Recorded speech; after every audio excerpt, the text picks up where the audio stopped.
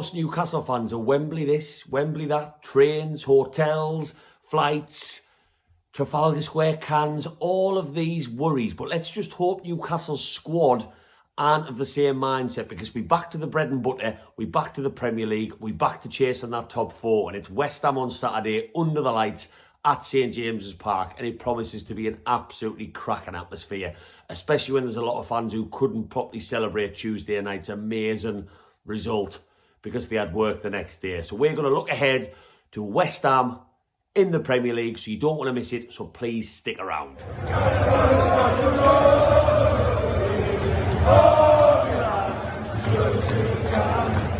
Welcome back to Black and White Banter, you absolutely delightful Newcastle fans. I hope you've had a fantastic week, and I'll be totally honest with you, if you haven't had a fantastic week, I'm very, very concerned for your welfare. It's been incredible. I'm still on a high. I'm still not believing that Eddie Howe's Mags are going to Wembley. Somebody pinch me. Somebody wake me up. I want to do that a couple of times. Is this really happening a year after fighting relegation? But yes, I can confirm it is. We are going to Wembley on the 26th of February. We are playing Manchester United. We are going to be in our first cup final since 1999. So like I say, just enjoy every moment, and I'm sure you've had a great week. But we're back to the bread and butter.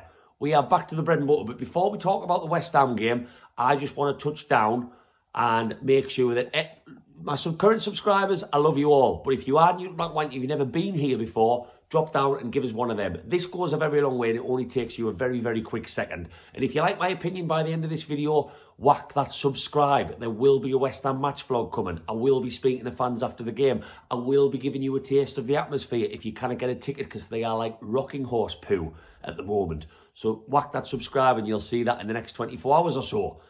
If you're wondering why I'm quite smartly dressed, by the way, I've just been for a belated birthday meal over Newcastle, Rio Steakhouse on the quayside. As much meat as you can throw at a donkey. Absolutely lovely jubbly. So this is the nicest you will see me dressed for any match preview I do, I think. So don't get used to this. But yes, it's West Ham, as I mentioned earlier, in the Premier League. We are back to that bread and butter now. It's very unusual circumstances for us Newcastle fans. We're still on a Wembley high. It's only in 3 weeks. If the cup final was in May, like the FA Cup, we could shelve it. We could look forward to it and put it in the diary, but get very quickly back to Premier League action. In my head, it's like, wow, it's in like 3 weeks. That's mad. 3 weeks from now, I will be fast asleep waiting to get up to bomb down to London to hit Trafalgar Square. So it is quite strange circumstances, and you are already thinking about that. Now, it's very important that we sort of refocus, because we are pushing for European football. And yes, I know any smart asses might say, well, Matthew, if you win the Carabao Cup, you get European football. We do not want to be in a position, because we're in such a good one now, where we are relying on a cup win to get European football. And let's face it, those Champions League spots are still looking very, very likely if you're to base anything off form, how the season's gone so far. So why can't we go and maintain that? So it is important. If there's one manager on this earth who will be able to refocus a group of players, it's Sir Eddie Howe and his coaching staff.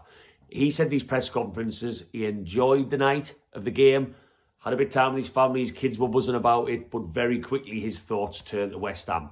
And he's so professional, let's face it. I wouldn't be surprised if he was thinking about West Ham whilst he was walking around clapping the players off. That wouldn't surprise me in the slightest. So that's a chance for us to refocus this week. I've got no doubts about it, the players will be. As the final gets a little bit closer, it's a funny one. Like, every time we see Sven Botman maybe go down for a second, we're going to be absolutely shitting a brick. Nick Pope maybe holds his leg. Callum Wilson, God forbid, with them hamstrings made of glass. We are going to be worried about so many factors as it gets closer. We've got Liverpool the week before the game. That'll be a shitty-ass match.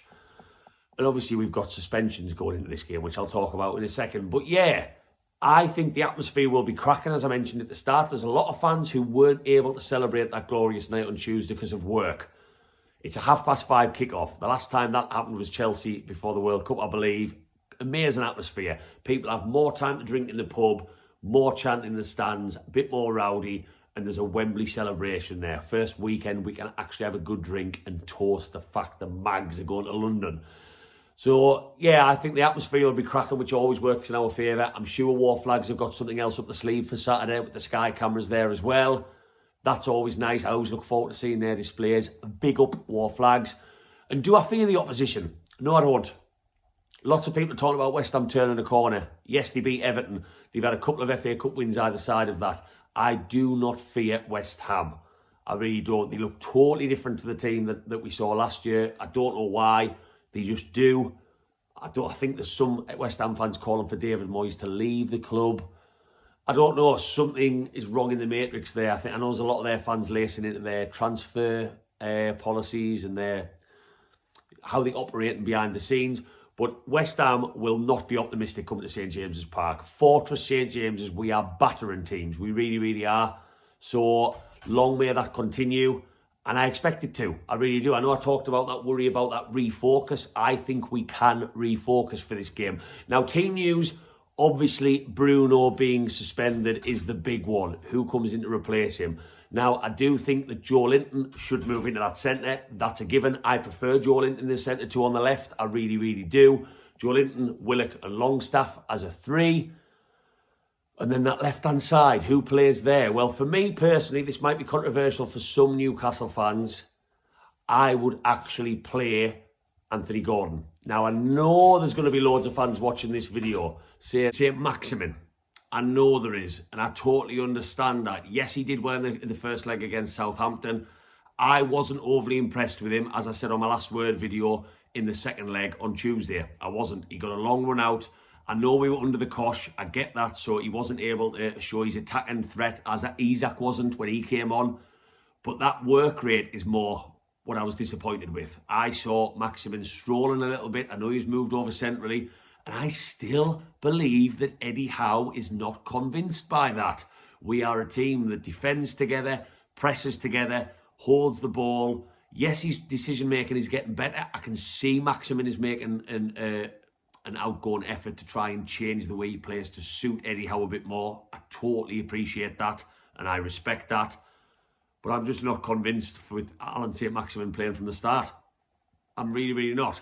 I think he still can be a wonderful impact sub to flip the game on its head because he offers that such a unique style on the left. But let's talk more about why I want Anthony Gordon. Anthony Gordon, debut, fiery character, pace to burn, excited about this move, new lease of life after everything he's left behind, the toxic atmosphere at Everton. I think that relationship between player, club and fans was at the end. It really, really was. And I'm sure he cannot wait to get started. He's got Premier League experience. And I know I talked quite a lot when we signed him about us not relying on him like Everton did. And that'll help his development. But it's a £45 million player at the end of the day. And I know price tags mean nothing anymore. And he can't decide that. But we want to see him. We want to see what he can do. And will Eddie Howe throw him in from the start? I don't think he will. That's more who I would like to see play from the start. So who would I go with? I would actually go Jacob Murphy. And I know I'm going to get criticism for that on this video. Jacob Murphy has looked a lot better for us of recent times. And don't forget, there was a spell when Jacob Murphy was starting. I go back to our 4-0 win away at Fulham in October. Jacob Murphy played, got a couple of assists that day. I really would. I think his work rate will suit us, his energy. Jacob Murphy's a direct player, and I know he lacks quality, and I know he lacks that finishing touch in front of goal as well. But I'm just still not convinced by St. Maximin. And I can't believe I'm maybe making that statement, because if you'd gone back a year ago when Maximin did us so well in bad times, he was our saviour, you could even argue, attacking wise, as one of my friends always comments on, and rightly so. But I would go Jacob Murphy. I really would. Now, do you go Isaac or Callum Wilson? I actually think this is a nice opportunity for Callum Wilson to get back amongst the goals. Isaac, we don't know whether he's going to play. He's had this concussion injury from Tuesday, which I think is a strange one to keep him out so long. I think just from getting whacked in the head with the ball, I would go Callum Wilson. I want the guy to score because I feel like that's going to set him back off again. Lots of people are calling for Isaac. I think that will come with time. But if he's carrying a bit of a knock to the head, keep Callum Wilson in and let's just go and change it again. 3 weeks to the cup final. West Ham at home. We're the form team. We're the best defensive team. I keep saying this in every video. We're better than them in defence. We're better than them in attack. we played at Fortress St. James's Park. We should be looking to get 3 points from West Ham at home, who've had a very indifferent season. They've got injuries. Kurt Zuma at the back, the cat kicker. Shamaka, the striker, their high-profile striker from Italy. He's been carrying a knock. Danny Ings might actually make his debut for them. He could be a bit of a thorn in our backside. I actually quite rate Danny Ings. I thought he was a good bit of business for West Ham. So they've got a couple of injuries. I fully expect us to turn them over. I did say earlier in the week to my friends that I thought it might be a draw based off the emotional hangover maybe from Tuesday night. But I always back us at St. James's Park. How could I not? 5:30 kick-off under the lights at St. James's. I'm going for a Newcastle win. I would love to see us start the same as we did against Southampton. I've never seen us start a game as intense as what we did on Tuesday. We put them to the sword pretty early. That would be lovely. I'm more used to seeing it in the second half. But I expect West Ham to camp in. And if for large spells of the game, I would not be surprised if West Ham played for a point. And that's just what we're getting used to because we are absolutely class. So I'm going to go for a very narrow Newcastle win. It all depends whether we can take our chances. That is the theme of Newcastle at the moment. If we take our chances, we have a huge chance because we don't concede many at the other end. And that's not a bad thing, is it? I'll go for Newcastle 1-0. Just a very narrow win, I think, on Saturday. West Ham might play that bit of a defensive game. Let me know your thoughts in the comments. Let me know whether you think there'll be a bit of a Wembley hangover and what your score predictions are on Saturday. As I said, there will be a match vlog coming without a doubt for that game, so you don't want to miss that. So whack that subscribe if you've stuck around this long and enjoy your weekend. The build up to the game, after the game, everything is sweet because no matter what happens on Saturday, Newcastle fans, Eddie Howe's Mags are going to Wembley. And Saturday is back to business, yes, but it's a chance for us to let the players know in the stands how fucking proud we are of them. I'll see you on the next video post-match, Newcastle fans. How are the lads?